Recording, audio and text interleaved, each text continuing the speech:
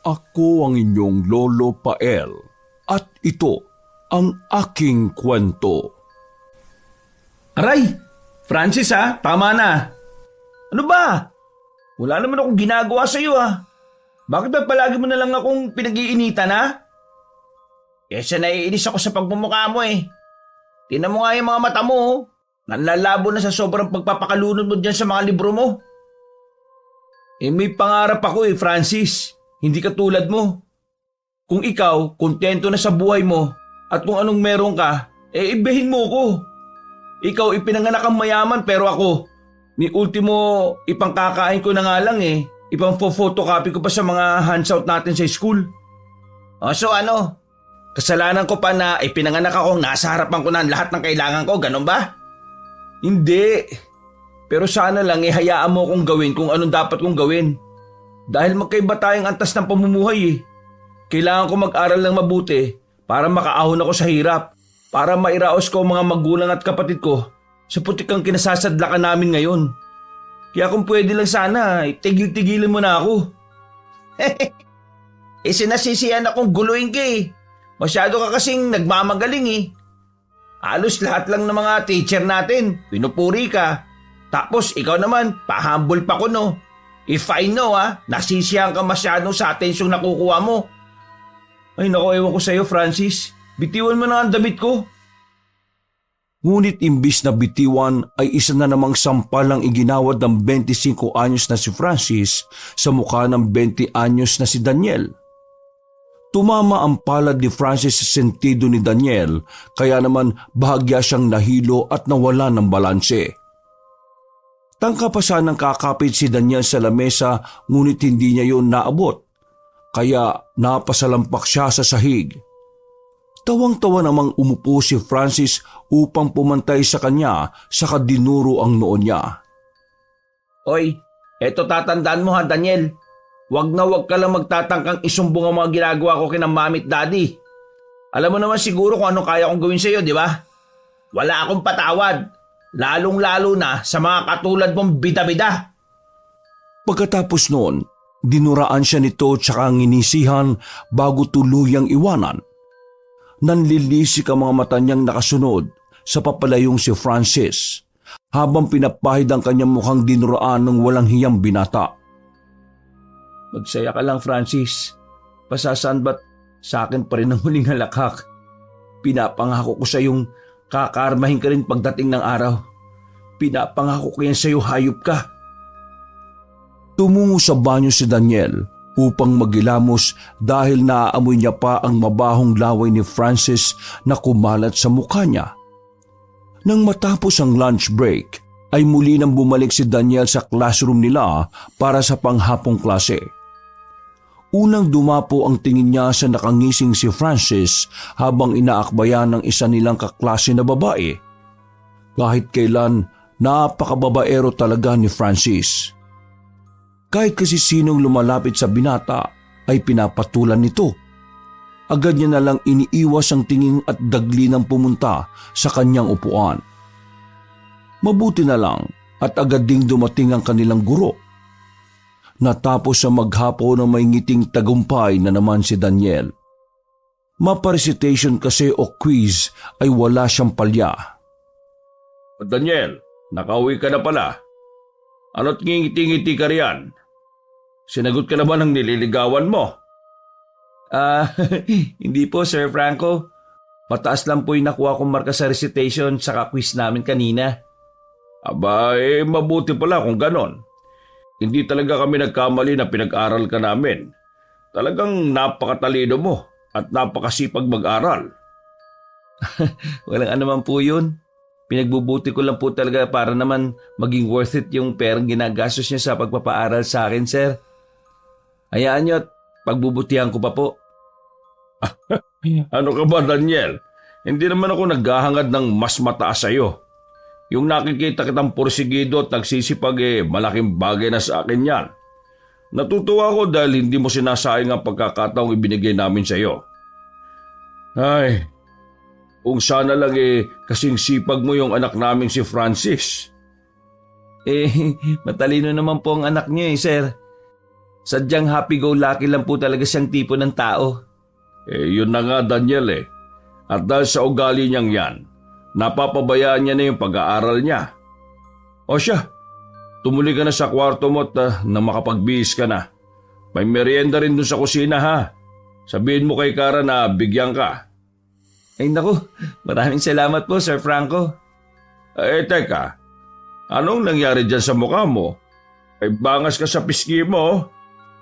Hi Dad, good afternoon. Ay good afternoon din, iho. Ito po ba? Naku, wala po ito. Resulta lang po ng katangahan. Ano ba naman kasi? 4 na mga mata hindi pa rin makakita. Francis, hindi ka ang tinatanong ko ha? Daniel, iho, nagsasabi ka ba ng totoo? Baka mamaya may nakakaaway ka na sa school ninyo tapos ayaw mo lang sabihin na. Kung meron man, huwag ka mag-alala magsumbong sa akin, maliwanag. Ako ang kakausap sa mga nambubuli sa iyo. Wala naman pong ganun pangyayari, Sir Franco. Sige po, magbibihis na po muna ako. Habang nagbibihis ay laman ng isip ni Daniel ang sinabi sa kanya ng 50 anyos na amo na si Sir Franco. Napailing na lamang siya dahil batid niyang malaking gulo kapag nagsumbong pa siya rito. Pagkatapos magbihis ni Daniel ng pambahay ay kaagad na siyang tumungo sa kusina upang humingi ng merienda kay Kara. Si Kara ay ang 20 anyos na dalagang katulong ng pamilya ni Sir Franco at nanggaling pa sa probinsya ng Iloilo. Bukod sa angking kabaitan at kasipagan ng dalaga ay may itinatagong ganda rin nito. Morena kasi si Kara na may balingkinitang katawan, bilugan ang mga mata at matangos ang ilong. Isang larawan ng modernong Maria Clara. Subalit, ang lahat ng yon ay natatakpan ng isang mahabang kasuotan na kung tawagin pa ng iba ay manang look. Tara, may merienda raw dyan, sabi ni Sir Franco. Ay, oo, tama-tama. Kaluluto lang nitong baked macaroni. Ito sarap nito Ang galing mo talaga magluto. Hindi naman. Sa katunayan nga niyan, tinuruan pa ako kanina ni Ma'am Odessa kung paano gawin yan Alam mo na, hindi kasi uso sa probinsya namin yan, lalo na sa baryong pinanggalingan ko. Abay, parang napag-iiwanan na pala ng panahon yung baryo ninyo kung ganon. Sinabi mo pa, parang ako, di ba? Sus, hindi naman. Marami nga rin ako nakikitang ganyang manamit katulad sa iyo Ang ibig sabihin lang kasi nun, may respeto sila sa katawan nila. Ayaw nilang ipinapakita sa iba dahil ang katawan nila ay kanila lang at hindi para sa mata ng iba. Conservative ba? Ganon? Sus, nambola pa talaga. O ano po sir? O heto, kumain ka pa. Gutom lang yan. Sir ka dyan. Para namang hindi tayo parehong utusan dito Aba, mukhang nagkakasiyaan kayo riyan Pwede ba makisali? Sige Kara. Punta muna ako sa hardin.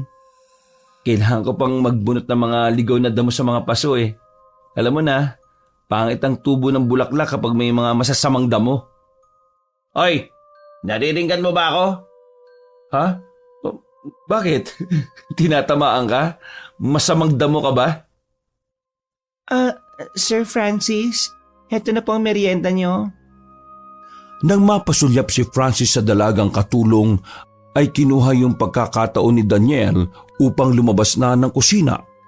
Hindi niya alam kung naiinis lang ba talaga o naiinggit na si Francis sa kanya dahil sa atensyong nakukuha niya. Hindi lang sa school kundi pati na rin sa bahay na yon. Kahit kasi anong paninira ang gawin sa kanya ni Francis ay ito pa ang sinasayo ng ama dahil sa mga kalokohan nito. Habang abala si Daniel sa pagbubunot ng mga ligaw na damo sa paso, ay siya naman pagdating ni Ma'am Odessa. Napansin niya ang mga bitbit nitong paper bags at sa hinuha niya ay nag-shopping na naman ang among babae. Daniel, iho, pakitulungan mo nga ako rito. Bilis at nangangalin na ang mga kamay ko Opo. pakilagay na lang ang mga yan sa kwarto namin ni Franco. Sige po, Ma'am Odessa. Teka, bilang ko ang mga yan ha. Kapag may nagkulang dyan, ikaw ang mananagot, maliwanag. Opo, Ma'am Odessa. Kaya lumaking mata pobre si Francis eh. May pinagmanahan naman kasi. Anong binubulong-bulong mo riyan? Ha? May reklamo ka? Wala po, Ma'am Odessa. Ang sabi ko po kakaiba po talaga ang ganda ninyo. Hindi nga po halatang 45 anyos na kayo eh. Yung mukha niyo po kasi, tingnan niyo po banat na banat. Ay, malit na bagay. O siya, wag mo na akong binobolat, dalhin mo na yan sa kwarto namin ang sermo. Opo, madam. Nakasanayan na ni Daniel ang ganong ugali ng amo niyang babae na si Odessa. Mataray, matapobre, maarte, at higit sa lahat, gastadora. Ayon kasi sa nalalaman niya, ay lumaking hirap din sa pamumuhay noon ng kanyang Ma'am Odessa. At ang mga pangasawa ng mayaman ay nasilaw sa mga luho at nagbago ang pag-uugali nito. Habang naglalakad papunta sa master's bedroom si Daniel, ay nadaanan niyang bahagyang nakabukas ang pinto ng kwarto ni Francis at narinig niyang tila may kausap ito sa telepono. Hindi na sana niya yon papansinin, subalit nagkaroon siya ng interes sa pinag-uusapan ng mga ito nang marinig niya ang pangalan ni Cara. Lumapit siya sa pinto at sumilip sa maliit na siwang upang pakinggan ang pag-uusap ng mga ito. Subalit nagitla siya sa kanyang natuklasan. Pare, naku, sinasabi ko sa iyo, kapag nakita mo si Cara, pati ikaw maglalaway. Napakaganda niya. Tapos, yung kutis niya, makinis, saka malambot ang balat. Ang bango niyo pa. Mabango. Kaunting makeover lang sa babaeng yun. Sure akong mas maganda pa siya kaysa sa mga naging bebot mo. Bakit? Wala ka bang tiwala? Ano ko, weak? Sige, pustahan tayo. Kapag nagawa ko maikama tong si Cara, panalo ako 10K ha. Ano, call? Sus, ako pang maduga. Sige basta deal na yan Wala nang bawian. By the end of this week, sure akong akin na yung 10K mo. Sige Brad, sige. Hayop ka talagang Francis ka. Napakasama mong tao. Pati yung walang kalaban-laban at inosenteng tao pinagpaplanuhan mong gawa na masama. Sisiguraduhin kong hindi ka magtatagumpay, hayop ka. Mabilis na inihatid ni Daniel sa kwarto ng mag-asawang amo ang mga paper bag na naglalaman ng mga pinamili ng kanyang Ma'am Odessa. Pagkatapos ay sumunod siya sa kusina upang hanapin si Cara, subalit sa kasamaang palad ay hindi niya ito mahagilap roon. Narinig na naman niya ang pagtawag ng among babae, kaya agad niya itong dinaluhan. Alam pa naman niyang ayaw na ayaw ni Odessa na pinaghihintay ito. Bilisan mo, Daniel. Ay nako, kahit kailan talaga napakakupad mo. Bilisan mo, ano ba? Opo, ma'am. Bakit po, Ma'am Odessa? Ipagmaneho mo ko. Nakalimutan kong may dinner date nga pala kami ni Franco mamaya. Kailangan ko magpaganda, siyempre. Po? Narinig mo ko, hindi ba? Ipagmaneho mo ako. Kaya magbihis ka na't amoy pawis ka at saka dumi-dumi ng mga paa mo. Lalo na yung mga kuko mo, kadiri. Hala sige, bilisan mong maligo at magbihis ka na hindi ka na nagmumukhang gusgusin. Opo, ma'am. Napakamot na lang sa kanyang batok si Daniel, saka mabilis na tumalima sa utos ni Odessa. Pagkatapos niyang maligo at magbihis ay agad silang umalis. Nagpatid si Odessa sa isang kilalang salon sa kanilang bayan. Naging high maintenance na talaga si Odessa simula nang mapangasawa niya si Franco, kaya hindi pwedeng hindi siya magpaganda ng todo. Buryong-buryo na si Daniel sa paghihintay na matapos si Odessa sa pagpapaganda, hanggang sa hindi niya namalayang nakaidlip na siya. Napabalikwas na lamang siya nang maramdamang may tumatapik sa braso niya. Ay dugong! Ay Ma'am Odessa, naku, kanina pa po ba kayo riyan? Sinong dogong? Ikaw ha? Ayos-ayusin mo yung bibig mo. Baka matampal ko yan. Parang sinasabi mo na rin pangit ako't dambuhala ha? Po? Hindi po. Naku, pasensya na po kayo, Ma'am Odessa. Nagulat lang naman po talaga ako sa pagsulpot ninyo eh. Pero bagay po sa inyo yung bagong ayos nyo ah. Mas lalo po kayong gumanda. Ay, talaga ba? Sus, malit na bagay. O siya, apology accepted. Sige na, umuwi na tayo at kailangan ko pang magbihis. Ayokong paghintay na matagal ang asawa ko. Iiling-iling na lamang na in-start ni Daniel ang kotse saka muling nagmaneho pauwi ng bahay. Dahil sa antok at pagod sa paghintay kay Odessa, ay tuluyan nang nawala sa kanyang isipan ang narinig na plano ni Francis kay Cara. Hindi niya na rin kasi nakita si Cara pag-uwi nila. Ni hindi na nga nakapaghapunan ng binata dahil mas inuna niyang aralin ang leksyon nila sa eskwelahan at nang mapagod kakabasa ay agad na naman siyang nakatulog. Kinabukasan, pagkagising niya ay naratnan niya ang kanyang among lalaki na nasa sala at may kausap sa telepono. Nakatalikod ito sa gawin niya kaya naman dumiretso na lang siya sa kusina at nagtimpla ng kape. 5:00 pa lang ng umaga noon, ngunit nagtaka siya dahil bihis na si Franco. Pagkatapos niyang magtimpla ng kape ay lumabas na siya sa kusina upang tumungo sana sa hardin at doon magkape nang makasalubong niya si Sir Franco. O iho, mabutit gising ka na. Maganda umaga po, Sir Franco. Bis na bis po kayo ah. Ayun nga, iho. May lakad kasi kami ni Ma'am Odessa mo. Mag-out of town kami para i-celebrate ang 27th anniversary namin. Kaya iiwan ko muna sa iyo ang bahay ha. Inaasahan kong gagawin mo ng maayos ang trabaho mo. Saka huwag ka mag-alala dahil may guard naman kaya makakapag-review ka pa rin ng maayos. Sige po, Sir Franco.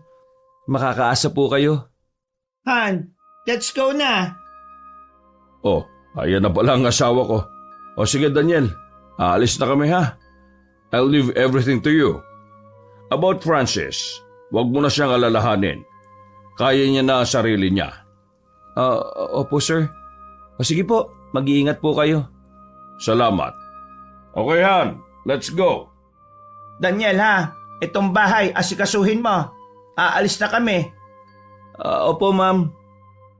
Pagkaalis ng mga amo niya ay tumungo na si Daniel sa may hardin at doon nagkape. Pagkatapos ay saka siya nagdilig at kinuha ang mga tuyong dahon ng mga tanim na naroon. 6:30 na nang magpasya siyang mag-asikaso na para sa pagpasok sa eskwelahan.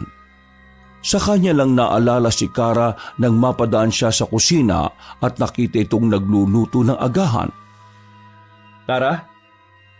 Oh, Daniel, magandang umaga sa iyo. Kanina ka pagising? Oo eh. Para namang hindi ka na nasanay sa gising ko. Kahit magpuyat ako, nagigising pa rin talaga ako ng 5:00. Oo na. O siya, magagahan ka na habang wala pa si Sir Francis. Cara, may sasabihin pala sana ako sa'yo. Ha? Ano naman yun? Ikaw pinapakaba mo ko Kasi... Uy! Good morning sa inyong dalawa! Wow! Ang sarap naman ng breakfast na inihanda mo, Cara. Parang ikaw lang eh. Po? Ano po yun? Ang sabi ko, ang sarap mong titigan habang namumulay ang mga pisngi mo. Ang cute mo talaga. Bakurot nga. Akmang lalapitan na sana ni Francis si Cara nang biglang tumayo si Daniel at nagkunwaring kukuha lang ng tubig. Agad namang napakunot ang noon ni Francis dahil lumarang sa dapat ay daraanan niya ang bangkong inuupuan ni Daniel. Lintik na. Nananadya ka ba ha? Ha? Anong nananadya? Masama bang kumuha ng tubig? Munti ka na akong mabulunan eh. Ayus-ayusin mo Daniel ha. Kapag ako napuno sa'yo, makakatikim ka talaga sa akin. Kung ikaw lang rin naman ang matitikman ko, huwag na lang. Nababakla ka na yata eh. Anak ng... Babangasan talaga kita, Daniel. Makikita mo. Sir Francis, Daniel, tama na yan. Ang mabuti pa, Daniel, dali mo na lang yung pagkain mo sa kwarto. Sir Francis, upo na po kayo. Ipagsasando ko na po kayo ng almusal. Mabuti pa nga. Ayaw nang palakihin pa ni Daniel ang gulo. Kaya naman kahit labag sa loob niya ay kinuha niya na lang ang pagkain niya saka lumakad papunta sa kusina. Si Francis naman ay inaupo na at nakangisi pa ito habang pinagsisilbihan ni Kara. Nang matapos na itong ipagsandok ni Kara ay bagyang napatili ang babae nang hawakan ng binatang amo ang kanyang pangupo at pinisil pa ito na para bang gigil na gigil. Sir Francis, ano pong ginagawa niyo? Nagpapasalamat. Bakit? Bakit niyo po pinisil ang pangupo ko? Ay, bakit? Ayaw mo ba? Sir Francis, ano po? Kasi... Ay! Huwag ka na kasing pakipot. Alam ko namang gusto mo rin ako eh. Di ba? Pilit na kumawala si Kara mula sa pagkakayapos ng binata sa kanyang bewang. Hinata kasi siya nito paupo sa hita nito, kaya naman ramdam na ramdam niya ang init na nagmumula sa katawan ng binatang amo. Nagpumiglas pa siya lalo nang maramdaman niya ang hininga ni Francis sa kanyang liig. Wag po, sir. Pasensya na po. Oh, saan ka pupunta? Maiwan ko na po kayo. Papasok na po muna ako sa silid ko. Oy, teka. Hindi pa nga ako tapos sa iyo eh. Please po, sir. Wag po. Saktong kalalagay lang ni Daniel ng plato sa lababo nang marinig niya ang pagsigaw ni Kara. Kaya naman kahit hindi pa nakakainom ng tubig ay patakbo siyang lumabas ng kusina upang daluhan ng dalaga. Ngunit agad na kumulo ang dugo niya sa nadatnan. Pilit kasing inilalapit ni Francis ang mukha nito sa mukha ng dalaga habang ang huli na may pilit na nagpupumigla sa tumiiwas. Mabilis na tinuwid ni Daniel ang distansya nila at buong puwersang hinila ang dalaga mula sa manyakis na si Francis. Ano ba, Daniel? Huwag kang ang pakialamero ha? Ayaw nga ni Kara Francis eh. Hindi mo ba siya naririnig? Ayaw niya nga sa'yo, kaya tumigil ka na. Kung akala mo makukuha mo siya ng ganong kabilis, katulad ng mga babaeng kalat-karin na naikakama mo, pues, nagkakamali ka. Kotang-kota ka ng buwisit ka ha? Lahat na lang ng gawin ko, pinakikialaman mo. Ano bang gusto mo ha? Daniel, tama na. Huwag mo na siyang patulan. Nakakagago na kasi tong hayop na to eh. Hindi ka na niya nirespeto eh. Gusto mo talagang gulo, peste ka? Pues, ibibigay ko sa'yo. Umumang nasusuntok si Francis kaya naman mabilis na umilag si Daniel. Dahilan para sumubsob si Francis at makipaghalikan sa sahig. Dahil naman doon, kaya mas lalong uminit ang dugo ni Francis sa kanya at muli siyang dinaluhong ng sapak.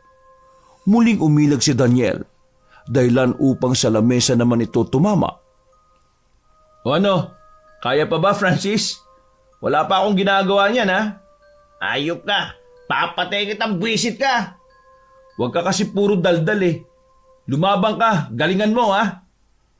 Daniel, Sir Francis, tama na. Tumigil na kasi kayo. Kung aayaan lang natin si Francis, hindi niya tayo titigilan, Kara. Namimiyasa na siya sa ugali niyang nagmamalit ng mga taong katulad natin na kapuspalad eh. Pero ayaw ko rin mawalan ng trabaho. Ang hirap pumanap ng amo na madaling lapitan at hindi nananakit. Si Francis lang naman ang problema natin eh. Isumbong na lang natin siya kay Sir Franco. At ano sa tingin mo, Kara? Paniniwalaan ka ni Daddy? Ano, mas paniniwalaan niya pa kayo kaysa sa nag-iisa niyang anak? Asa kayo? Itong tatandaan mo, Kara. Kahit anumang gawin ko sa'yo, walang maniniwala kapag nagsumbong ka. Kaya kung ako sa'yo, alikan na rito at sumunod ka na lang sa gusto ko. Promise, hindi ka magsisisi. Paliligayahin ka. Aray! Isang malakas na sapak ang idinapo ni Daniel sa panga ni Francis. Yan ang nababagay sa'yo, hayop ka. Aray ko, sakit ng panga ko, buwisit ka. Akala mo ba palalampasin ko tong ginawa mo sa akin, Daniel? Sinusubukan mo ba talagang pasensya ko, ha? Daniel, bakit mo siya sinuntok? Hindi mo ba narinig ang mga pinagsasabi niya sa'yo, Kara? Binabastos ka na niya. Malalago tayo kina Ma'am Odessa kapag nagsumbong si Sir Francis, Daniel. Hindi yan. Magtiwala ka lang. Daniel! Hindi na nakahuma si Daniel nang daluhungin siya ni Francis ng suntok habang nasa kay Kara ang kanyang atensyon. Lumagapak siya sa sahig dahilan upang tumilapon ng kanyang salamin. Ininda niya ang sakit ng pagkakasuntok ni Francis sa sentido niya, kaya naman ang malabo niyang paningin ay mas lalo pang lumabo. Para siyang masusuka dahil sa pagkahilo, ngunit pinilit niyang labanan yon. Kinapaan niya ang sahig upang hanapin ang kanyang salamin, ngunit isang sigaw ang umalingaw-ngaw sa dining area na yon. Kasabay noon ay ang tunog na parabang may nabasag na kung ano. Sir Francis, bitiwan mo ko. Bakit mo tinapakan ang salamin ni Daniel? Mahalaga yun sa kanya. Ano ba? Hayaan mo siya, Kara. Masyado kasi siyang nagmamagaling eh. Tingnan ko lang kung may magawa pa siya ngayong wala nang silbi ang mga mata niyang malabo. Hayop ka, Francis. Akala mo ba hindi malalaman ni Sir Franco mga ginagawa mong to? Sige nga, magsumbong ka. Kung kaya mo, hangal. Sir Francis, wag! Dahil nga halos wala nang makita at walang kaalam-alam si Daniel sa mga nangyayari, naramdaman niya na lang ang paghapdi ng ulo niya nang bigla siyang sipain ni Francis at tumama yon sa sentido niya. Tumalbog pa ang ulo niya sa sahig, dahilan upang mas lalo siyang mahilo at mawalan ng malay. Nang magising siya, ay puro puti lang ang kanyang naaaninag. Nahihilo pa siya kaya naman akbang hahawakan niya sana ang kanyang ulo nang marinig niya ang pagkalansing ng mga metal. Muli niyang ginalaw ang kanyang kanang kamay, ngunit may pumigil dito. Doon lang niya napagtanto na nakaposa siya sa kinahihigaan niya. Daniel, mabutit gising ka na. Sir Franco, kayo po ba talaga yan? Oo, ako nga. Napauwi kami ni Odessa nang wala sa oras dahil sa nangyari sa bahay. Paano mo nagawa yon, Daniel? Pinagkatiwalaan kita. Ipinagkatiwala ko sa iyo ang pamamahay ko, pero ano tong ginawa mo? Sa likod ng mabait mong mukha may hayop palang nagtatago. Teka, hindi ko po kayo maintindihan. Huwag ka nang magmaang-maangang pa, Daniel. Bistado ka na. Umahanap ka lang pala ng tiyempo para magawa mo ang balak mo kay Kara? Sandali, anong nangyari kay Kara? Komato si Kara, Daniel. Nasa ICU siya. Dahil sa iyo na komato si Kara, hayop ka. Hindi ko alam na nag-alaga pala ako ng ahas sa pamamahay ko. Napakababoy mo. Pinagsamantalahan mo si Kara. Ano po? Sir Franco, nagkakamali po kayo. Hindi ko po pinagsamantalahan si Kara. Si Francis... Tama na, Daniel. Naroon nga si Francis. Nakita kanyang ginagahasa mo si Kara, kaya kanya ginulpi. Nararapat lang yan sa'yo dahil wala kang kasing sama. Siguro, kung hindi dumating si Francis, nakatakas ka na kapag nagawa mo ng balak mo kay Kara. Ang akala ko si Francis ang hindi gagawa ng mabuti, pero nagkamali ako. Siya pa palang tutulong kay Kara. At ikaw, ipinapangako kong mabubulok ka sa kulungan. Sir Franco, huwag naman po. Wala po kasalanan. Maluwala naman po kayo sa akin. Naubos na ang awa ko para sa iyo, Daniel. Hindi kita mapapatawad dahil sa ginawa mo. Mamaya lang, darating na rito ang mga magulang mo. Maganda ka na magpaalam sa kanila dahil dadalhin ka na sa kulungan bukas na bukas din. Pero wala po kayong pruweba, Sir Franco. Sapat ng pruweba yung nakita ka naming nakahubad sa tabi ng walang malay na si Kara. Binugbog mo pa talaga siya para lang magawa ang balak mo. Napakagaling mo. Sulitin mo na ang pagkakataong makakasama mo ang pamilya mo ngayong araw, Daniel. Dahil huli mo na ito. Wala nang nagawa pa si Daniel nang tuluyan na siyang iwan ni Sir Franco sa silid na yon. Napahagulgol na lamang siya dahil sa isiping makukulong siya sa salang wala naman siyang kinalaman. Naikuyom niya na lang ng mariin ang kanyang mga kamao at umigting ang kanyang panga dahil sa galit. Hindi ako papayag na magtagumpay ka, Francis. Lalabas at lalabas din ang katotohanan. Ipinapangako kong pagbabayaran mo lahat ng ginawa mo sa amin ni Cara. Napakahayop mo, Francis. Nang dumating ang kanyang mga magulang ay sinabi niya sa mga ito ang totoong nangyari.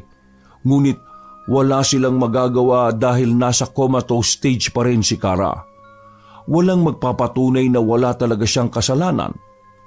Nang dumating ang mga magulang ni Cara, ay kinuyog pa siya ng mga ito at pinagmumura. Kahit paanong paliwanag niya na wala siyang kasalanan ay hindi siya pinaniwalaan ng mga ito. Masyadong nabalot ng galit at poot ang puso ng mga ito. At ayaw na makinig pa ng kung ano mula sa kanya. Ang tanging nasa isip niya lang ng mga oras na iyon ay si Cara. Diyos ko, pakiusap po. Tulungan niyo po ako. Tulungan niyo po kami ni Cara na makamit ang hustisya. Pagbayarin niyo nawa ang tunay na may sala. Huwag niyo pong hayaan na gawin niya rin to sa iba. Naniniwala po kung naririnig niyo ang pagsusumamo kong ito. Pakiusap po. Tulungan niyo po kami. Kahit kailan talaga napakatalunan mo. Akala mo ba, pakikinggan ka ng pinagdarasalan mo? Hindi ka na niya matutulungan, Daniel.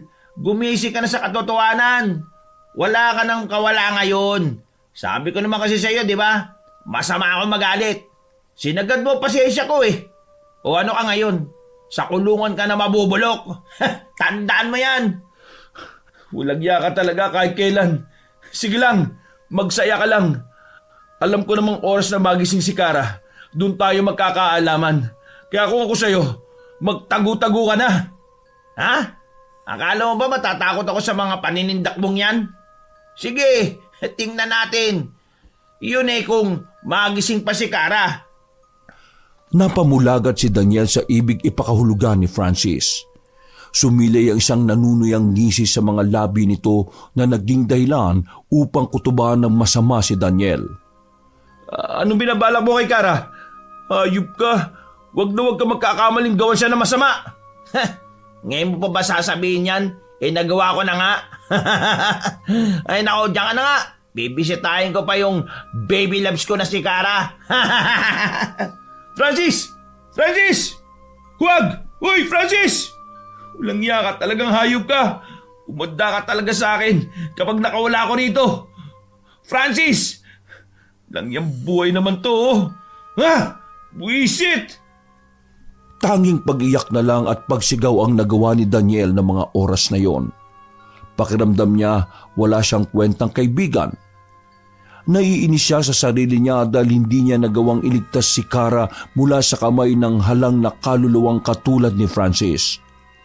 Nabalitaan niya na lang ng sumunod na araw bago siya dalhin sa selda na sumuko na ng tuluyan ng katawan ni Cara.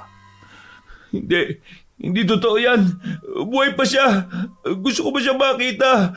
Sir Franco, hindi ako naniniwalang patay na si Cara. Hindi ba siya patay? Tumigil ka na, Daniel. Huwag kang umasang nalulungkot ka sa nangyari kay Cara. Dahil unang-una, ikaw ang may kasalanan ng lahat ng ito. Pinatay mo siya. Walang hiya ka. Hindi ka na nahiya sa amin na kuwup-kup sa'yo. Pinag-aral kita sa magandang eskwela, tapos ano? Ito lang ay gaganti mo sa amin? Tama na yan, Dad. Huwag na kayong mag-aksaya ng oras sa walang kwentang lalaking yan. Total makukulong na rin naman siya di ba? Mabibigyan na ng hustisya ang pagkawala ni Cara. Napakawalang hiya mo talaga, Francis.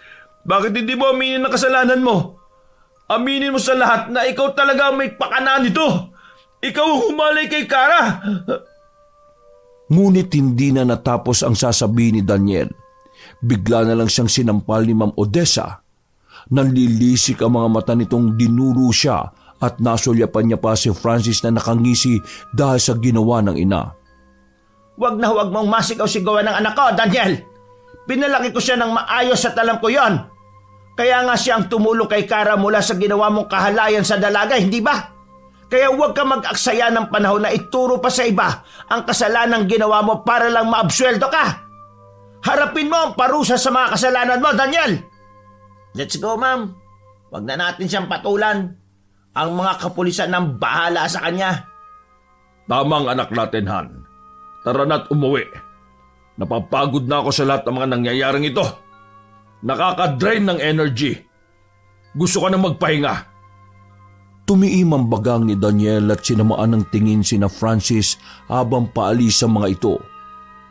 Hindi magkamayaw sa pagtulo ng mga luha niya dahil sa hinanakit na dulot ng kasinungalingan ni Francis. Hayaan kita ngayon, Francis. Pero sisiguraduhin kong hindi ka patutulugin ang konsensya mo. Hindi man nagawa ni Cara na magsalita para sa sarili niya. Asahan mong ikaw mismo ang kakanta sa mga ginawa mong kasalanan. Pinapangako ko yan sa'yo. Magsaya ka ngayon pero hindi yan magtatagal. Humihiyaw ang mga magulang ni Daniel nang tuluyan na siyang yakagin ng mga pulis papunta sa sasakyan upang dalhin sa presinto. Si Francis naman ay iiling-iling pang nakangisi bago isara ang bintana ng kotse nilang paalis na rin sa ospital na yun. Mabuti na lamang, hindi naman mga basagulero ang nakasama ni Daniel sa seldang pinaglalagyan sa kanya.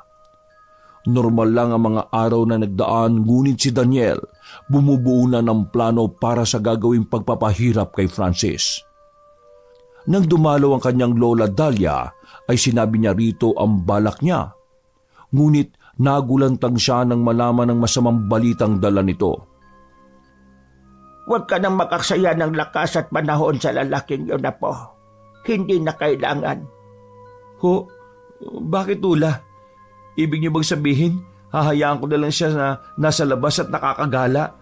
Malayang nakakagalaw habang ako? Ito't pinagbabayaran ng kasalanan, siya naman talaga may gawa? Alam kong wala kang kasalanan, Apo. Kaya nga tadhana na ang gumagawa ng paraan para makaganti ka sa damuhong yon. Ano ang ibig niyo sabihin, La? Balita ko, hindi na pinalalabas ng mga magulang niya si Francis. Nung nakaraan daw kasi, nakita nila itong nagsisigaw sa labas na para bang may kaaway kahit wala namang ibang tao siyang kasama. Bakit? Nasisira na ba siya ng bait at mag-isa niya kinakausap ang sarili niya? Hindi ko alam, Apo. Pero ang sabi ng nakarinig, tinatawag niya raw ang pangalan ng namatay nilang katulong. Ano nga bang pangalan nun?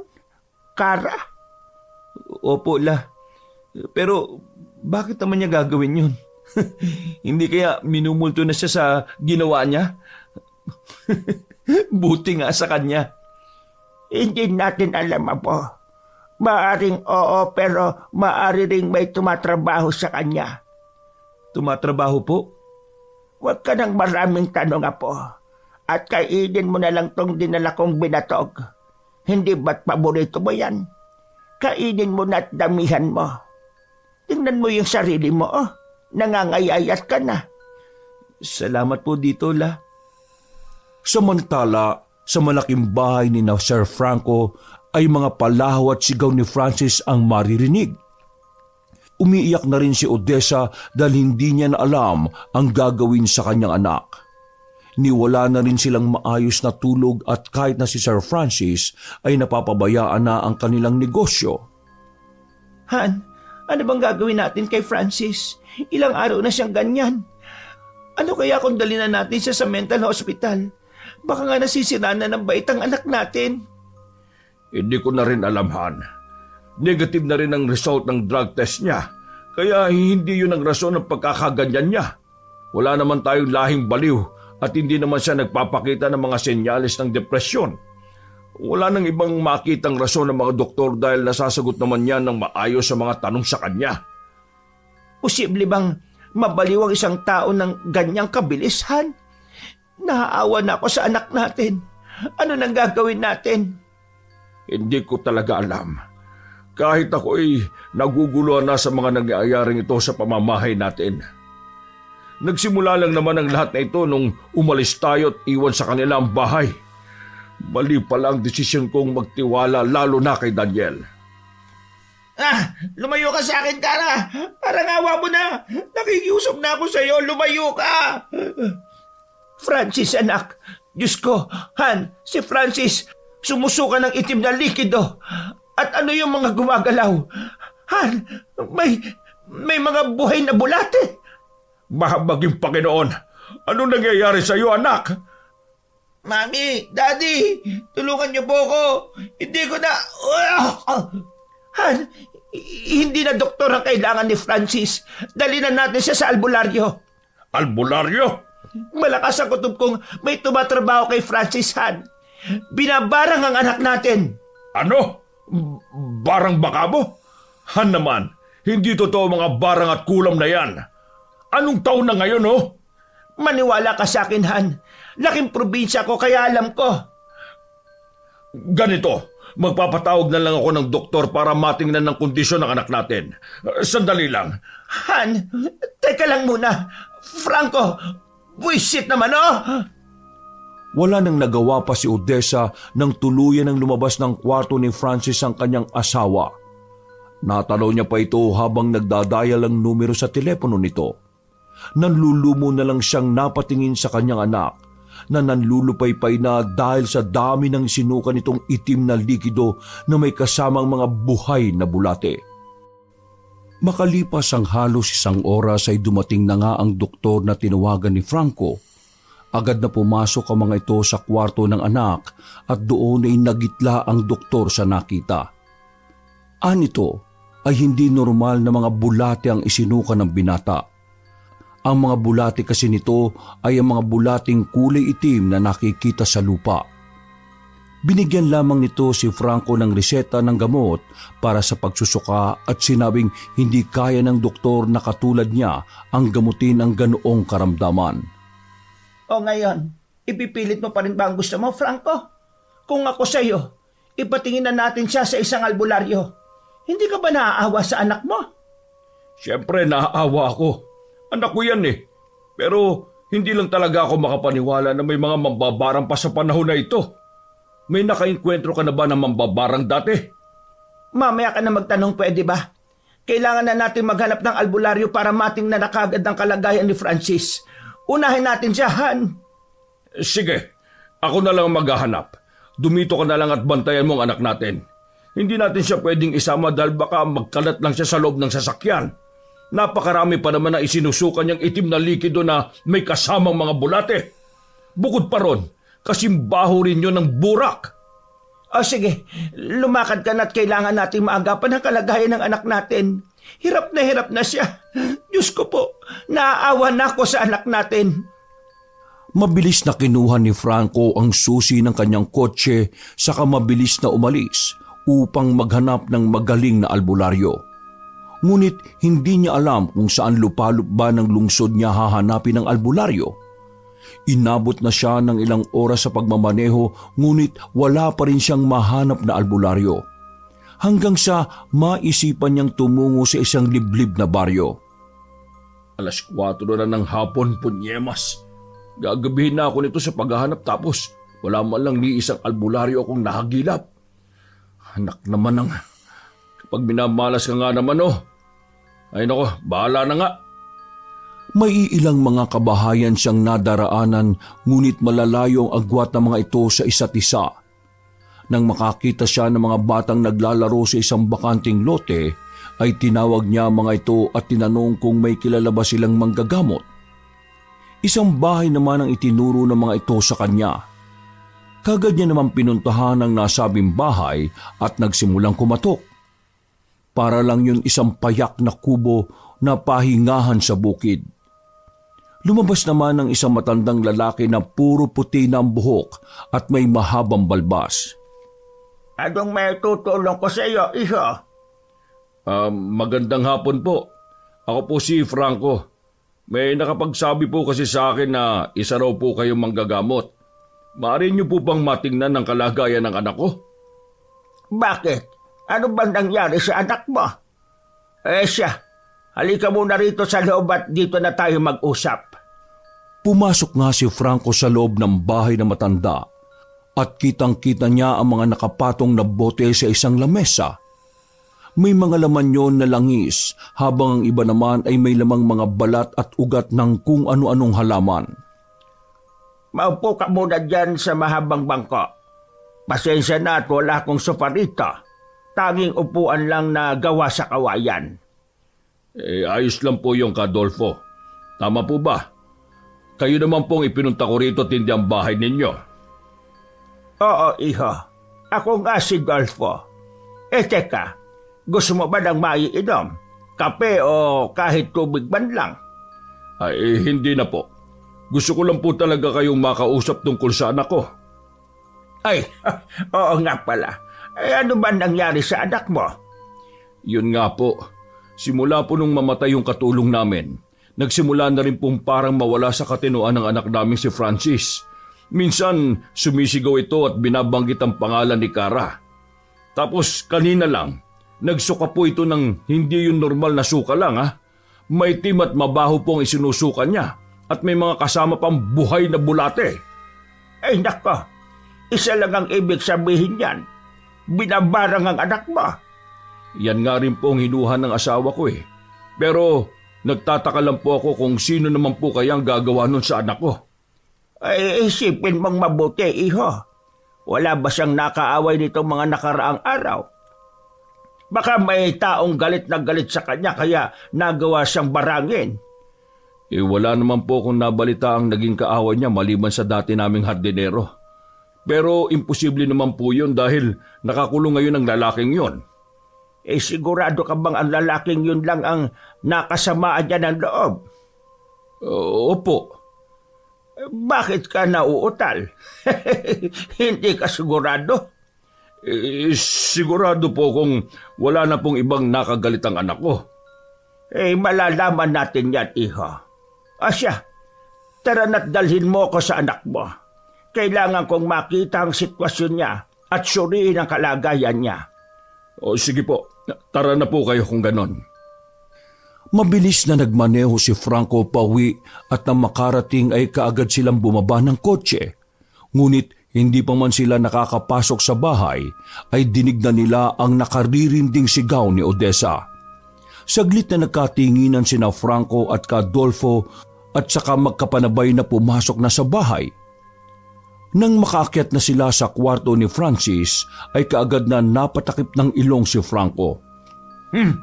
Anak nang, umaalingaso na ang baho ng kwartong ito. Pasensya na po kayo, Adolfo ha. Marahil kanina pa po suka ng suka si Francis kaya ganito na ang amoy dito eh. Ayos lang ako, iho. Sanay na ako sa mga ganitong bagay. Hindi naman itong unang pagkakataon na nakainkwentro ko ng ganitong klase ng barang. Ang iba nga mas masahol pa rito. Han, siya na ba yung albularyo? Oo, Han. Siya si Adolfo. Adolfo, siya po si Odessa, ang asawa ko. At kung tama ko ng hinuha, itong binatang ito ay ang anak mong si Francis, hindi ba? Oo, siya nga po yan. Sa tingin ko malaki ang galit ng taong bumabarang sa inyong anak. Hindi ko na kailangan tanongin pa ang anak niyo kung bakit.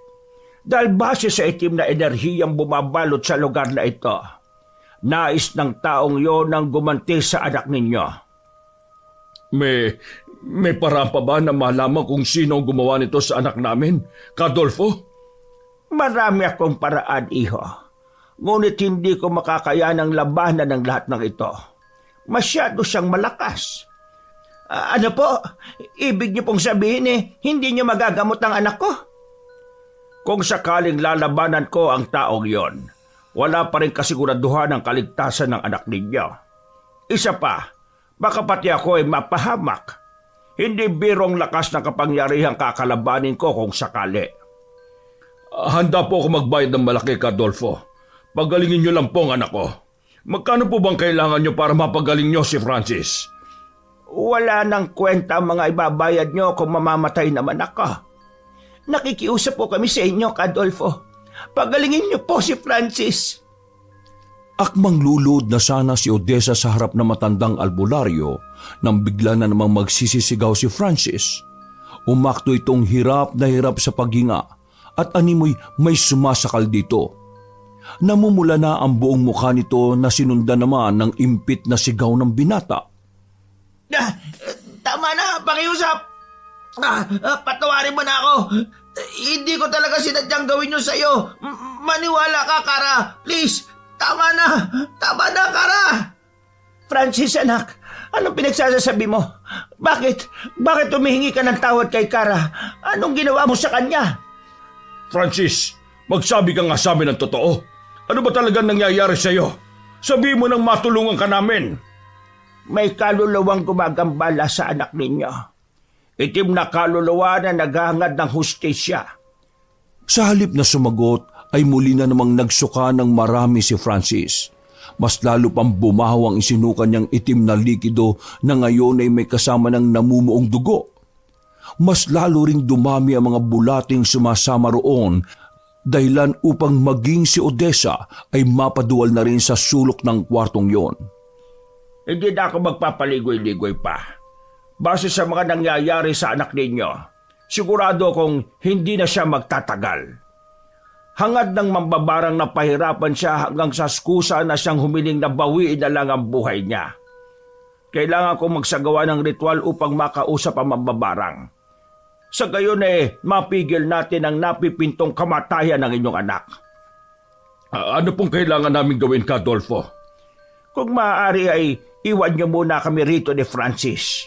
O di kaya naman manatili kayo rito, subalit wag na wag kayong gagawa ng anumang ingay. Manood lang kayo sa gagawin ko. Maliwanag ba? Opo, naintindihan po namin, Adolfo. Franco, may itim ba kayong panyo riyan? Sa kwarto po, meron. Teka lang at kukunin ko. Mabilis na tumakbo si Franco papunta sa silid nilang mag-asawa na nasa tabi lang din ng kwarto ng kanilang anak. Inuha niya ang isang itim na panyo mula sa drawer ng damitan nila at saka bumalik na sa kwarto ng anak. Ibinigay yun sa matandang albularyo. Pagkatapos ay inutusan siya nitong maglagay ng isang upuan sa gitna ng kwarto. At nang magawa niya na, ay pinaupo roon ng albularyo si Francis. Ngayon naman, kailangan niyo siyang itali sa bangkong yan. Kailangang maigpit upang hindi siya makapanlaban. Malakas ang mambabarang kaya pihadong mahihirapan tayo sa kanya. Pagkatapos, ano pong gagawin? Itong itim na panyo ay ipiring niyo sa kanyang mga mata. Hindi niya dapat tayo makita dahil baka tayo na ang isunod niyang baragin. Paano naman po niya magagawa yon? Wala naman po tayong kasalanan sa kanya. Maniwala ka sa akin, iho. Walang sinasanto ang mga mambabarang. Kagaya nga ng biling ko sa inyo. Huwag na huwag kayong gagawa ng anumang ingay kapag nagsimula na ako sa aking ritual. Bawal malaman ng mambabarang ang mga pangalan natin. Duda po ako, Adolfo. Sigurado po akong alam na mambabarang ang lahat ng impormasyon tungkol sa amin. Pero hindi niya dapat malaman na narito kayo sa silid na ito. Sige po, Adolfo. Naiintindihan po namin. Mabuti. Sige, magsisimula na ako. Nagsimula ng umusal ng orasyon si Adolfo. Gamit ang lingwaheng hindi pamilyar sa mag-asawa, napapasigaw ng malakas si Francis, kaya naman upang hindi makagawa ng ingay ay napatakip na lamang ng kanyang bibig si Odessa. Niyakap naman siya ng asawa at sumiksik naman ang ginang sa katawan nito. Maya-maya pa ay biglang bumukas ang bintana at pumasok ang malakas na hangin. Tumindig ang balahibo nila at kasabay noon ay ang muling pagsigaw ni Francis, ngunit sa pagkakataong yon ay may ibang boses na ang naririnig nilang sumasabay sa tinig ng binata. Mas lalo pang lumakas ang sigaw na yon nang may itusok na kung ano si Adolfo sa tadyang ni Francis. Ang sakit! Tama na! Walang iyakang albularyo ka! Huwag na huwag ka lang talaga magpapakilala sa akin, kundi pati ikaw paparangin ko! Iyon kung magagawa mong kilalanin ako. Ngayon, sabihin mo, mambabarang, bakit mo binarang ang binatang ito? Ano bang kasalanan niya sa iyo at ganyan na lang katindi ang galit mo sa kanya? Batugan! Sadista! Wala na siyang ibang ginawa kundi ang manakit ng kapwa! Matagal ang iniinda ng apo ko ang mga ginagawa niyang pagmamaltrato rito. Kung hindi lang dahil sa utang na loob ng apo ko sa pamilya ni Sir Franco, matagal na sanang pinatulan ng apo ko ang batang ito. Pero bakit ngayon mo lang naisipang gawin ito kay Francis? Ayaw mo naman palang nahihirapan ng apo mo. Dahil nagtitimpi lang ako. Mas pinili kong manahimik at huwag pairalin ng bugso ng damdamin ko. Kahit pa nasasaktan ako sa mga pinagagawa sa kanya ni Francis. Pero ang gawin ito sa apo ko, ang pagbintangan siya sa kasalanang hindi naman niya ginawa. Ibang usapan yon. Hindi ko nahayaan pang abusuhin ng walang konsyensya ang lalaking to, ang apo ko. Alam ba ng apo mong ito mga pinaggagawa mo at handa? Kung makapagsalita ka parang hindi ka rin matanda, amoy na amoy ko na nga ang katawang lupa mo. Nagagawa mo pa talaga tumawa, tanda. Susulitin ko na dahil baka huli ko na to. Sa ngayon magpapahabol muna ako sa inyo. Kailangan ko pang ipaalam sa apo ko ang ginagawa ko nang sa ganun makapagpahinga na ako ng tahimik kung sakali. Muling umihip ng malakas ang hangin at pagkatapos noon ay yumukyok na lamang ang ulo ni Francis. Nangihina nitong tinawag ang mga magulang at agad naman nila itong dinaluhan. Inutusan ni Cadolfo si Franco na kalagan muna sa pagkakatali si Francis dahil wala na ang kaluluwa na mambabarang sa katawan nito. Sa ngayon, may ideya na ba kayo kung kanino kamag-anak ang matandang babaeng yon? Hindi ko po alam, Cadolfo. Wala naman po kong alam na ginawa ng masama ng anak ko. Bakit hindi nyo tanongin ang anak ninyo? Kakaibang mambabarang na yon. Ginagamit niya ang kaluluwa ng namatay niyong katulong upang paaminin ng anak niyo sa mga kasalanan niya.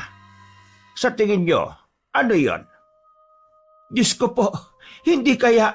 Hindi, Odessa. Hindi magagawa ni Francis ang ganoong bagay. Huwag ka masyadong pakasisiguro, Franco. Hindi mo lubos ang kilala ang anak mo. Anong ibig niyong sabihin, Cadolfo? Na isang kriminal ang anak ko? Ganun po ba? Kayo ang hindi nakakakilala sa anak ko kaya wala kayong karapatan na magsalita ng ganyan tungkol sa kanya. Han, kumalma ka nga. Walang magagawa yung init ng ulo mo kung yan ang paiiralin mo. Ang mabuti pa, tara na sa sala. Ipag-aanda ko kayo ng makakain. Alam kong pagod na kayong dalawa. Mabuti pa nga. Pansamantalang tumigil ang pagsusuka ni Francis ng mabahong itim na likido at mga bulate. Akala nila ay tinigilan na siya ng mambabarang. Ngunit nang sumapit ang hating gabi, ay mahimbing na silang natutulog ay nabulabog na naman sila ng malalakas na sigaw ng binata. Tama na, Kara. Kung gusto mo, patay mo na lang ako. Huwag mo na akong pahirapan pa. Parang awa mo na. Nakikiusap ako sa iyo, patahimikin mo na ako. Napabalikwa sa kanilang higaan si Odessa at malakas na niyugyog ang balikat ng kanyang asawa upang gisingin ito. Ngunit tanging pag-ungot lang ang naging tugon nito sa kanya at saka siya tinalikuran at nagtalukbong pa ng makapal na kumot. Podyemas ka talagang lalaki ka. Tulog mantika. Ay nako, ako na nga lang ang pupunta sa kwarto ni Francis. Nagising ka na rin pala dahil sa sigaw ng anak mo. Opo, Cadolfo. Parang dinadalong na naman siya ng kaluluwa ni Kara. Salamat at talagang pinagbigyan niyo kami na dito muna matulog.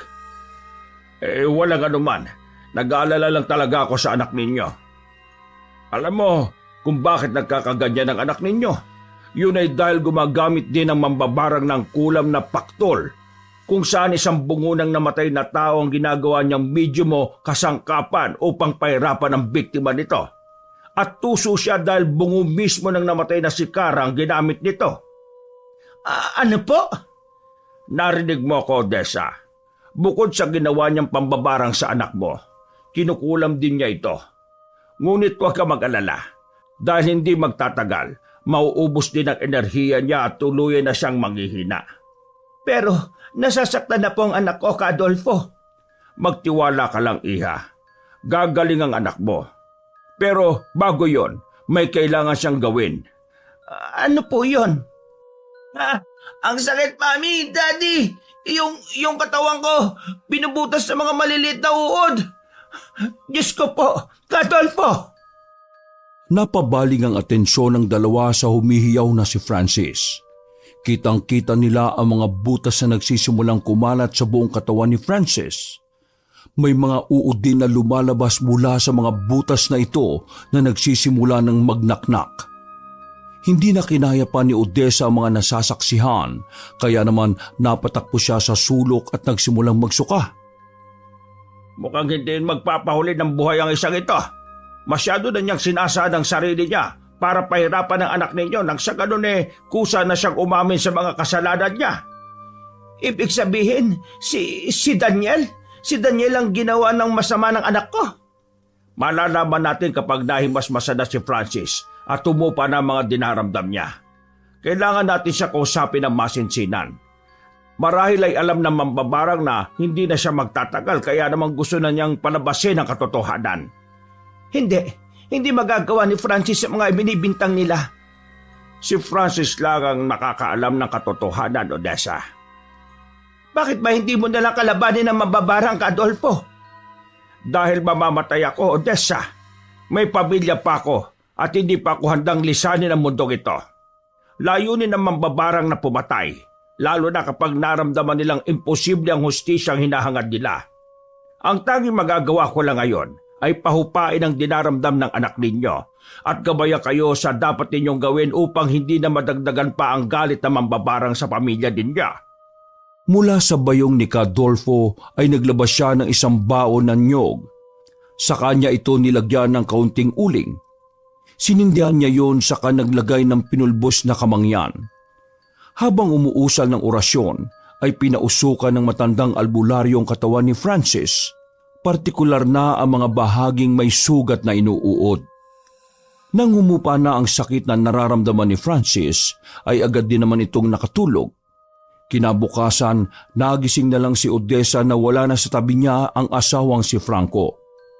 Lingid sa kanyang kaalaman ay sumugod pala ito sa kulungan kung saan kasalukuyang nakapiit si Daniel.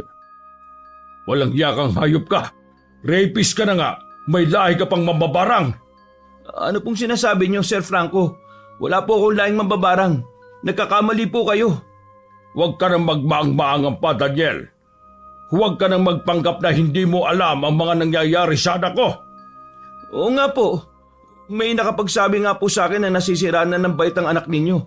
Bakit? Minumulto na ba siya ng katotohanang pilit niyang ibinabaon sa hukay kasama ng taong biniktima niya?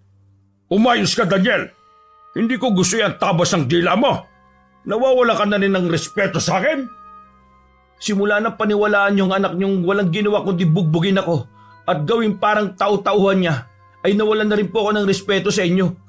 Sino bang tao magkakasya na lang na tanggapin ng mga paratang sa kanya na wala namang bahid na katotohanan? Sabihin mo na lang kung nasa ng kamag-anak mong matanda na bumabarang sa anak ko. Aminin mo sa akin, Daniel. Lola mo ba yon, ha? Ikaw bang nagpabarang sa anak ko? Sabihin mo! Wala akong sasabihin at mas lalong wala akong dapat na aminin. Kung meron mang dapat umamin, si Francis yon at hindi ako. Ngayon, kung wala na po kayong ibang sasabihin, makakalis na po kayo, Sir Franco. Aba! Magsasalita pa sana si Franco nang bigla namang tumunog ang kanyang cellphone. Dinukot niya ito mula sa kanyang bulsa at tiningnan kung sino ang tumatawag. Nang makita ang pangalan ng kanyang asawa na si Odessa ang nakalagay sa caller ID, ay ikagad niya itong sinagot. Han? Ano ba, Franco? Nasaan ka ba? Ang aga-agay, madarat lang kung wala ka sa higaan mo. May pinuntahan lang ako, Han. Pero pauwi na rin ako. Ano na bang nangyayari dyan? Nangihina na si Francis. Kailangan ka namin dito. Baka hindi na siya magtagal. Ano? Sandalit, babalik na ako dyan.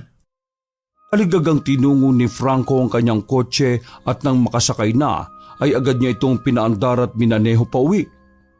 Halos paliparin niya na ang sasakyan para lang mabilis na makauwi sa kanilang bahay. Naabutan niya ang tatlo sa silid ni Francis.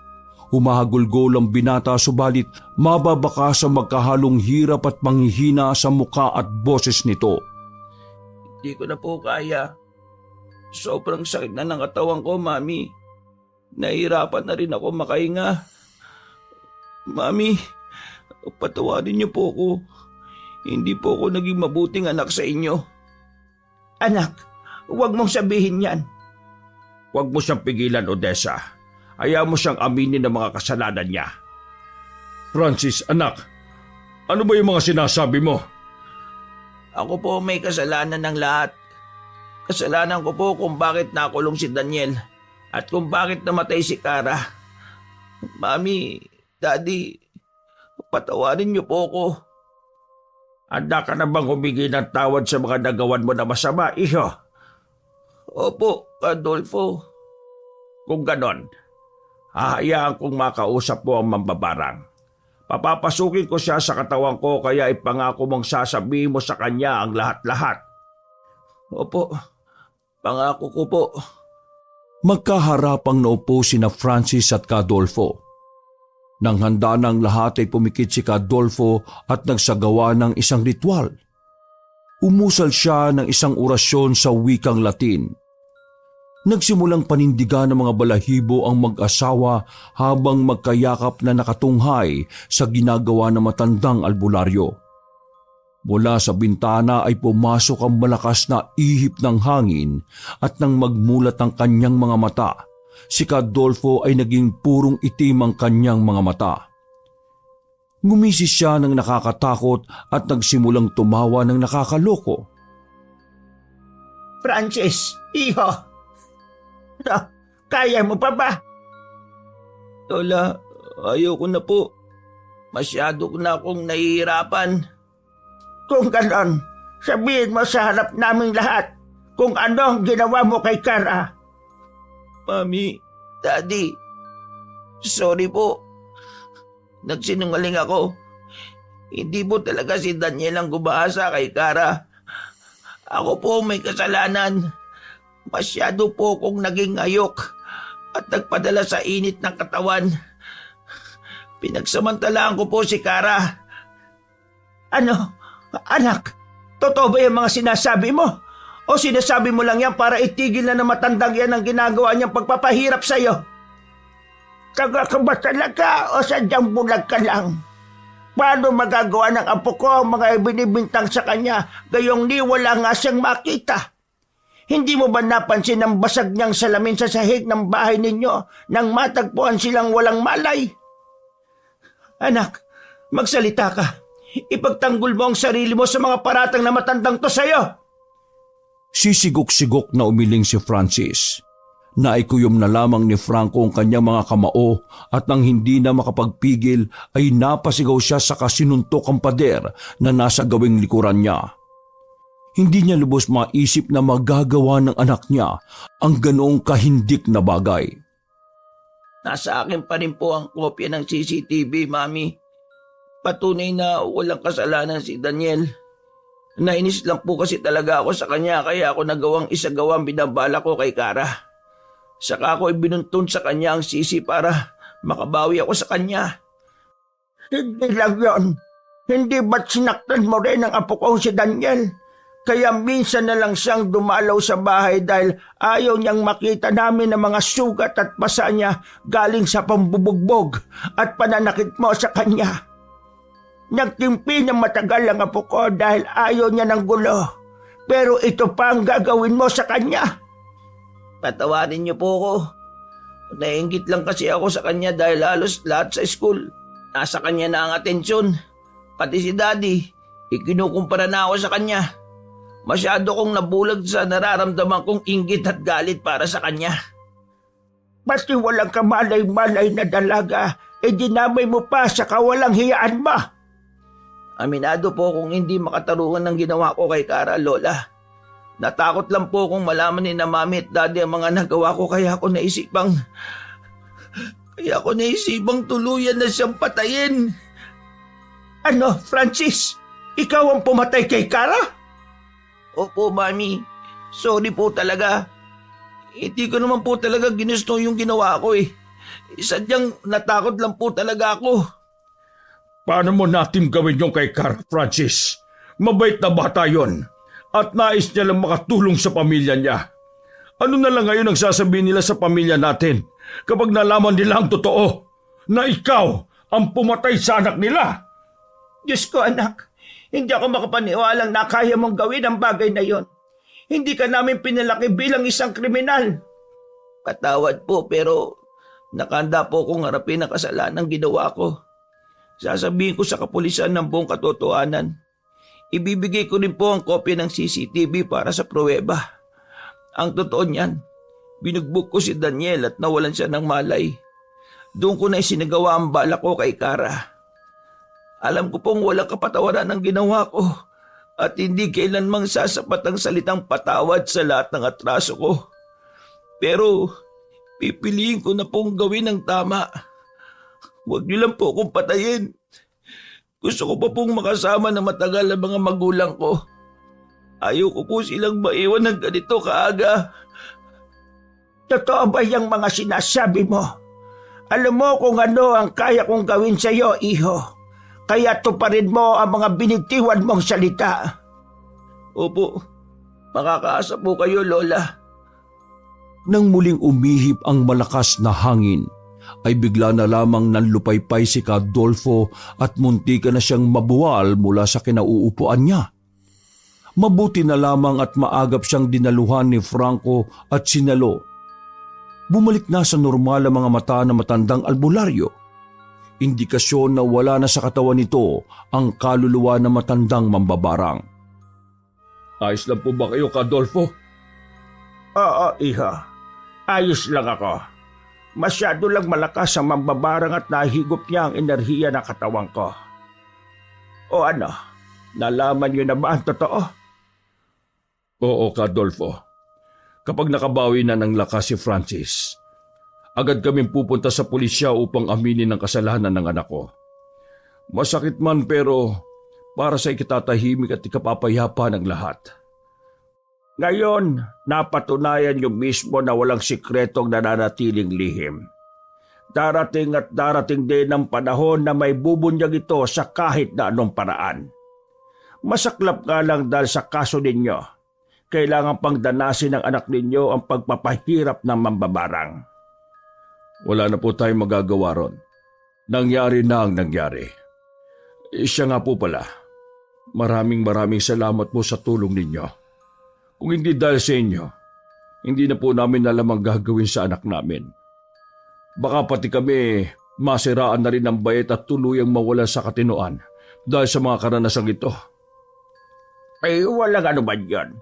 Layunin naman talaga naming mga albularyo at manggagamot ang tumulong sa mga taong nangangailangan. Nga lang hindi ko magawang ibuwis ang buhay ko lalo na't hindi ko alam kung kakayanin pa ng katawan ko ang paglaban sa malakas na mambabarang na yon. Naiintindihan ko po, Adolfo.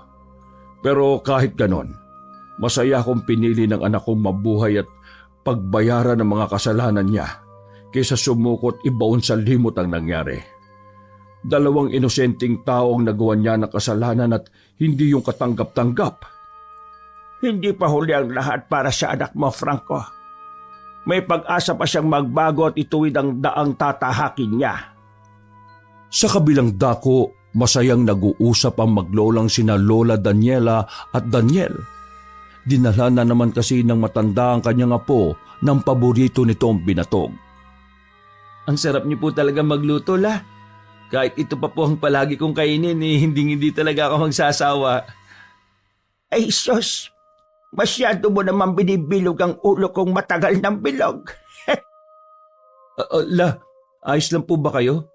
Kanina ko pa napapansin na ubo kayo ng ubo. Ayos lang ako, apo. Marahil ay dahil sa pagbabago-bago ng panahon kaya nakakaganito ako. Alam mo namang matanda na ako at mahina na ang resistensya. Saka naman naalala ni Daniel ang mga paratag ni Franco sa kanyang lola. Ngunit imbis na usisain ay pinili niya na lamang na huwag nang ipaalam yon sa matanda. Alam niya naman na hindi magagawa ng lola niya ang ganoong bagay. Masaya akong makita kang masaya, apo. Hayaan mo't mahanap din natin ang hustisya. Pasasaan ba't hindi magtatagal ay makakalaya ka rin sa masikip at mabahong kulungan na ito.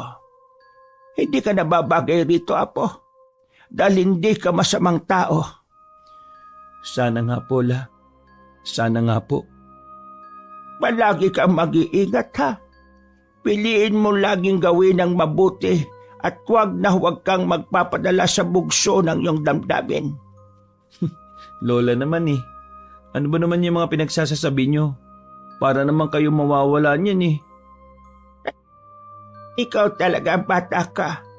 Mamimiss talaga kita. O siya, sige na. Kumain ka lang dyan at nasisihan akong panoorin ka. Abat ginawa nyo pa akong parang TV ah. Pinagmumukbang nyo pa ako. Nagtawanan na lamang ang maglola dahil sa mga biruan nilang dalawa. Lingid sa kaalaman ni Daniel ay sinusulit na lamang ni Lola Dalia ang natitira niyang panahon para makasama ang pinakamamahal niyang apo. Lumipas ang ilang araw ay tuluyan na ngang gumaling si Francis. Hindi na siya dinadalaw ng kaluluwa ni Cara at naghihilom na rin ang mga sugat niya sa katawan. Nakakatulog at nakakakain na rin siya ng maayos. Sumapit ang araw ng Lunes ay nagpasya na si Franco at Odessa na tumungo na sa pulisya upang samahan si Francis sa gagawin niyang pagsuko. Nagulat na lamang si Daniel nang sabihin ng isang pulis na laya na siya. Nagtataka man ay masaya siyang lumabas ng selda at doon niya nakita sina Sir Franco kasama ang asawa nito at anak. Anong ginagawa nyo rito? Nandito kami para itama ang maling nagawa ng anak ko at upang humingi na rin ng tawad sa iyo, Daniel. Daniel, sorry ah. Alam kong mahirap para sa iyo na patawarin ako dahil sinira ko ang buhay mo. Pero sana dumating ang panahon na mahanap mo sa puso mo ang kapatawaran sa mga kasalanan ko sa iyo. Kung ako lang, Francis, hindi ako maghihinakit sa iyo eh. Pero yung ginawa mo kay Cara, yung panggagahasa at pagpatay mo sa kanya, habang buhay ko yung dadalhin sa konsensya ko. Dahil hindi ko siya nagawang iligtas nung may pagkakataon pa ako. Personal akong hihingi ng tawad sa mga magulang ni Cara, maging sa puntod niya. Alam kong hindi niya na maririnig ang mga sasabihin ko, pero umaasa ako matatanggap ko pa rin ang kapatawaran niya. Patawad, iho, kung nakapagsalita ako ng masama. Patawad kung nagpadala ako sa bugso ng damdamin ko. Hindi ko muna inalam ang totoo bago ko nagpasyang pumanig sa anak ko. Handa kaming magbayad ng danyos para sa naging atraso ng anak namin sa iyo. Sana lang ay mapatawad mo pa kami, Daniel. Hindi na nagsalita pa si Daniel, bagkus ay tumangutango lamang siya. Nang matapos ang pagproseso ng kanyang paglaya ay excited siyang umuwi sa kanila. Subalit isang hindi kaaya-ayang tanawin ang sumalubong kay Daniel na makauwi na siya sa kanila. Malayo pa lang ay tanaw na niya ang nakangiting litrato ng kanyang Lola Dalia sa isang tarpulin na nakapaskil sa labas ng bahay nila. Halos malumpo siya dahil sa panghihina ng kanyang mga tuhod. Ngunit sa kabila noon ay patakbo niyang tinungo ang kanilang tahanan. Nay, Tay, bakit nandiyan si Lola? Lola Dalia, bakit? Bakit niyo naman po ako iniwan? Lola! Lola! Halos gumuho ang mundo ni Daniel nang malaman ang dahilan ng pagpanaw ng kanyang pinakamamahal na lola. Sinabi ng mga magulang niya na naubos ang natitirang lakas na matanda dahil pinilit pa rin itong isagawa ang pambabarang.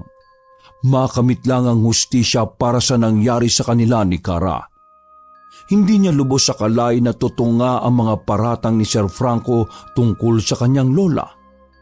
Ngunit hindi niya magawang magalit dahil sa huli, kapakanan niya pa rin ang inisip ng matanda kahit pa ang kahahantungan nito ay ang sarili nitong kamatayan. Wakas! Ako ang inyong Lolo Pael.